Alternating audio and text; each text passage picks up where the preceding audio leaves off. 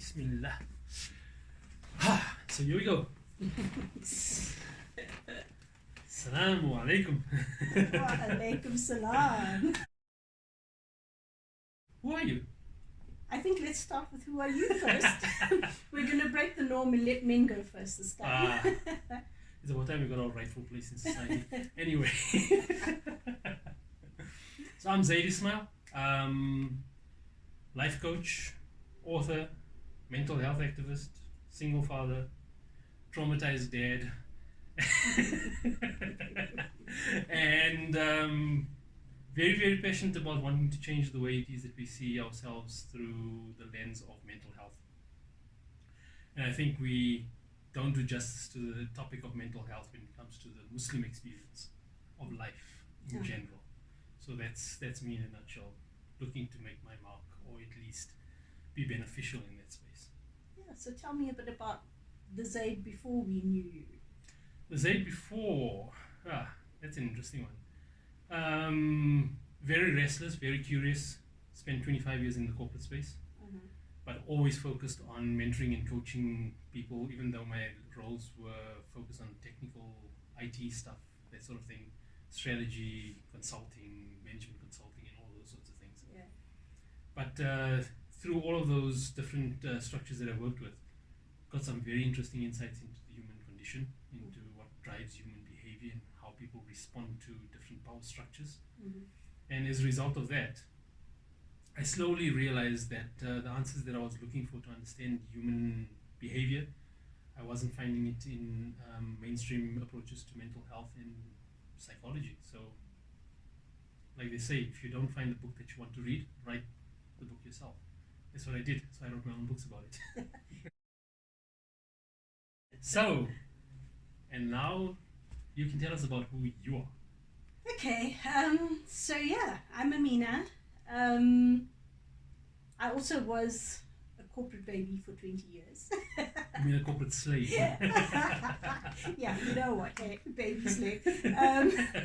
And I like to think that it was a good thing in the end, because I gained a wealth of experience. And I think what I really love about, you know, they say hindsight is 20/20 vision. Yes. Is looking at it back now, I actually realized that was Allah's plan for me, was to send me into corporate for all of those years, that I could gain all the amazing experience that I'm able to actually put into effect now. Yes. So I love learning. I'm a lifelong learner. I know that you always frown at me when I tell you I'm studying this and I'm studying that, but I know I'm going to study till the day I die. Yeah. I love seeking knowledge, and I think that with knowledge comes responsibility. So I always now say to myself, okay, so I've been given the opportunity to learn this. What now is my responsibility to the rest of the world, the community, because Exactly. knowledge requires What you do as a knowledge is more important than acquiring it. Absolutely. So yeah, I'm passionate about, my whole purpose in life is meaningful connection, right? And I'm passionate about female empowerment. And this is where I am. I've been coaching for many years. I'm a trauma debriefer, and I like to just look at absolutely every experience that I have adds to my toolbox, and it gets me closer to my purpose. And you're a wife and mother? I'm a wife and mother, the most important roles. Yes. I have 3 absolutely amazing children, shukr, alhamdulillah. They're responsible for half of my grey hair, and then my beloved husband, alhamdulillah, is responsible for the other. Yeah. But from a coaching perspective, we say I am responsible for my own grey hair. Exactly, you chose it. Exactly. So yeah, that's me in a nutshell. Why this initiative? I mean, there's so many initiatives that are out there already doing what it is that so many people claim to want to do. We want to uplift women, right? We want to give a voice to the voiceless, and all of those wonderful things that are always driven by such sincere intent. But despite the number of platforms out there, we just don't seem to be making a dent in this problem we have with the way women experience life as Muslims. Yeah, so you know, Zaid, we always talk, and you know that saying that Einstein says, the height of stupidity is doing the same thing over and over again and expecting different results. Yep, insanity. Yeah. There we go, insanity. Sorry. Yeah. So you just put words in my mouth. So basically, you know, I mean, you and I have been talking for a year now, and we're both really clear in terms of the vision that we both support. Yes. And that is to create a really meaningful connecting platform that is free of judgment. It feels safe. The platform is a safe one where women, and in our context, because we're opening it up to our community, Muslim community, for Muslim women to share their experiences, you know, and yes, they're sharing experiences, but it's what comes after that. So we're not an agony aunt column. Yes. Okay, we're not a main bashing column. We're not here to just support a victim mentality. Absolutely. Right?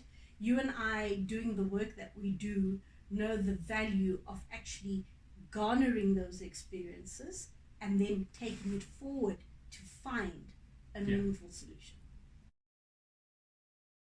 Like I love to say, we're not creating a soapbox for victims. Mm-hmm. We're also not here to expose shortcomings on the people that might be treating them badly or might be behaving in a way that is just causing harm without realizing that they're causing harm. Mm-hmm. And more importantly than all of that, we're not here to expose shortcomings of those initiatives and organizations that are already trying in their own way to be able to provide that support structure for women. Yeah. What we want to do is we want to highlight the gaps that we have so that we can actually fill those gaps. Absolutely. So I think it's important what you said is we're not in competition with anybody, right?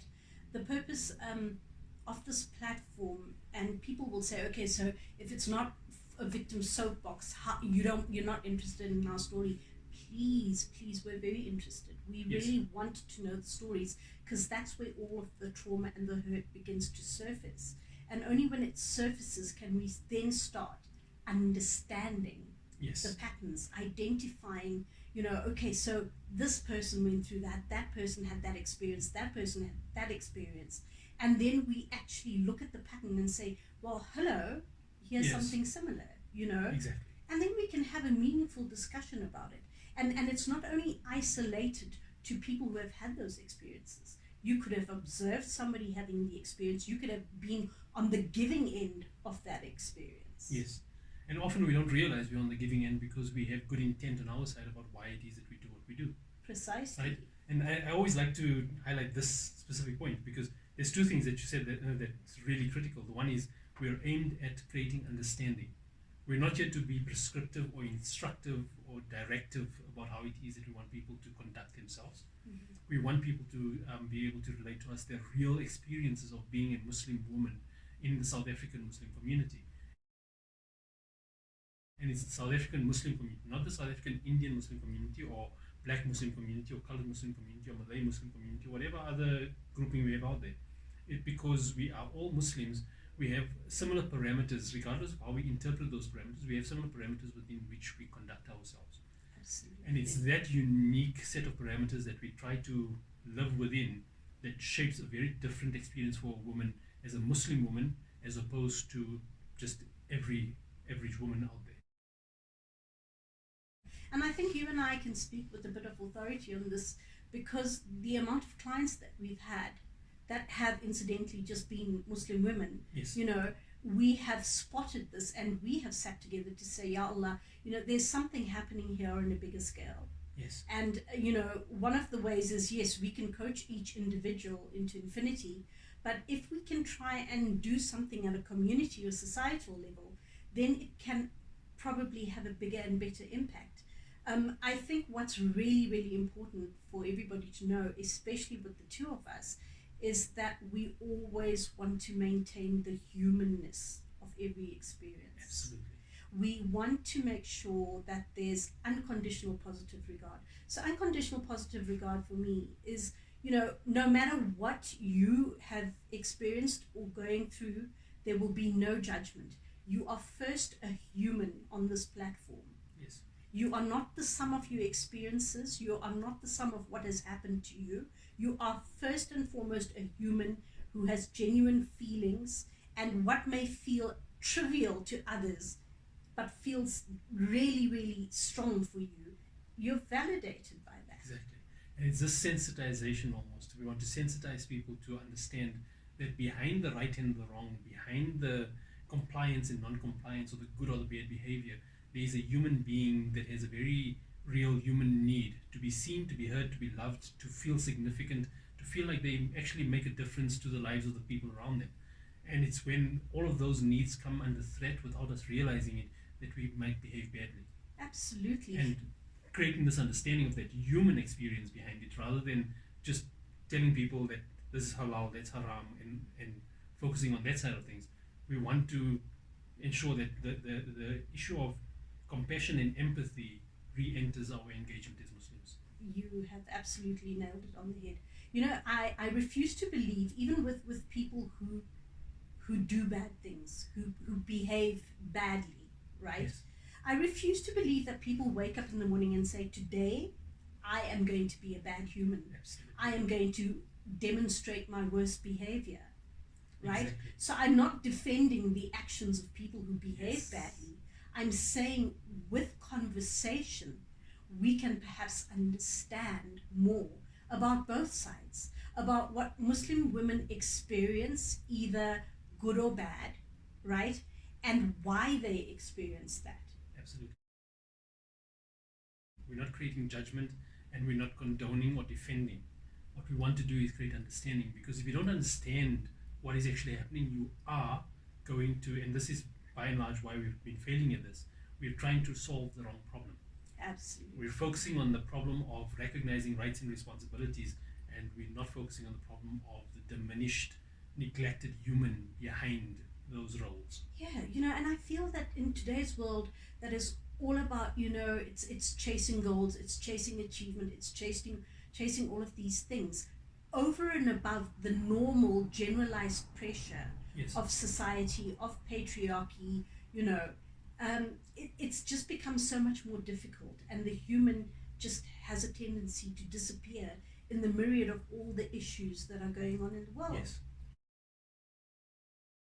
What are you hoping will be the ideal outcome for this platform?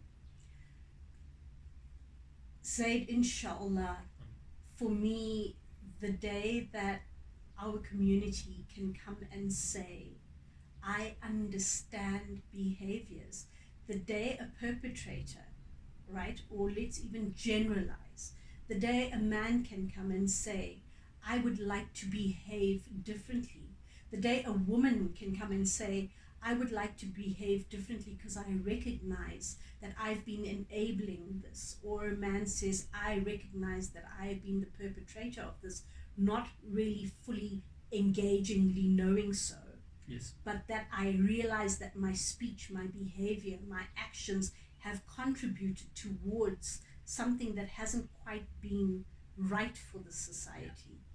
Then I know that what I would love to achieve from this platform has been achieved, inshallah. Alhamdulillah, inshallah, that is one of the major outcomes that we get. And the other one is we want to create awareness. We want to Yes. create awareness of two things. The one thing that I honestly believe we need more of is to create awareness of the realness of the experiences of the human behind the Muslim woman in our society. Right? Not just the role, not just the expectation, not just what she symbolizes and how she's apparently a flag bearer of Islam, because that is all well and good, but there's a more pressing issue behind all of that. And you can't treat someone with kindness and compassion unless you understand that there is a human involved. Absolutely. So that awareness we want to raise, and the other awareness we want to raise also is that self-awareness. We need to stop looking at why someone else needs to change something that they're doing so that we can have a better experience in life. We need to consider what is it that we're doing that is undermining the very experience of life that we want for ourselves and for the people around us. You know, that is so right, Zaid. I think both you and I as life coaches know the absolute value of self-realization, self-awareness, Yes. and self-correction. Because, you know, the age-old saying, you can never change others, you can only change yourself. If only people knew how true that was. Yes. The thing is, and this is a good point to wrap up on, is that there is no shortage of anyone, of people, of authorities that know what is right and what is wrong. Everyone knows that they need to eat healthy. Everyone knows that they need to keep active, that they need to take care of themselves, that they need to be kind to others. The question comes in then, why is it that we find it difficult to do what we know is right? And when you start understanding why we find it difficult, then we're trying to solve the right problem, not the wrong problem. The wrong problem is trying to instruct people about what's right and wrong. True. The right problem is trying to get them to understand why doing something is causing harm rather than good. Yes. So definitely, we're not on a mission to discover what's right or wrong. Nope. We're on a mission to understand. Exactly. And inshallah, we will make some headway in this and be of benefit to the community as a result of it. Yes. And we look forward to engaging with you all, inshallah. Ameen. Salam. Assalamu alaikum.